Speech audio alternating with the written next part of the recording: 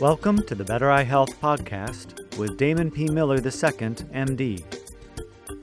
This particular podcast is an excerpt from the weekly conference calls. Dr. Miller focuses on different topics connected to the Better Eye Health program. The topic of this session is about the trace minerals in the minerals we use. Here is Dr. Miller. Just a quick question. I've been taking the Energy Boost for a long time, but I noticed on the mineral list there are things like cesium and gold and titanium. And is that a problem? I assume that it's not, but it's kind of worrisome.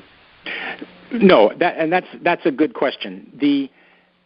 Again, this is derived from ancient plant sources, and things like cesium and gold and titanium occur naturally on the Earth, and so those products are actually present, but in very, very small amounts.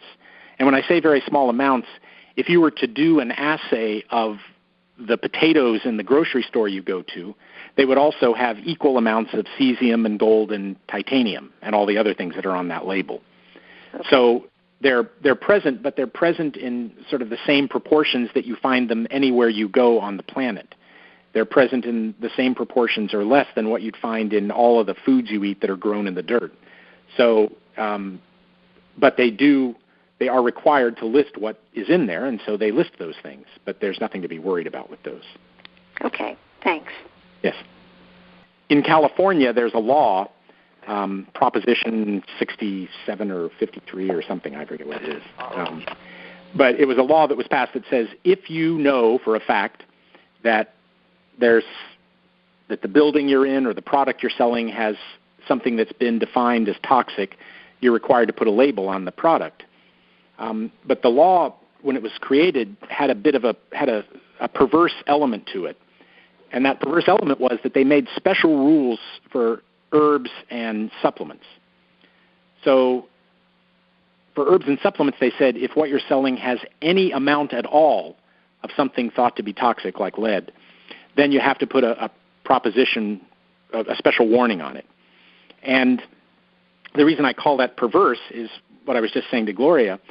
If you go into the produce section of your grocery store and you were to test anything you find there, it would have measurable amounts of lead and mercury and titanium in very small amounts, but measurable amounts of all of these things that occur naturally on the Earth because they occur naturally on the Earth, and these things are grown in the Earth, and the plants pick them up, and they're there in very, very tiny but measurable amounts. And yet the law did not require that sweet potatoes have a label on them, just that herbs and supplements did. So it's a bit confusing for people. But again, these things come from a very clean source. They're as clean as anything that comes out of the dirt on the Earth, and I have no concerns about those trace minerals that are in there. The other thing is none of those things are isotopes. None of them are radioactive.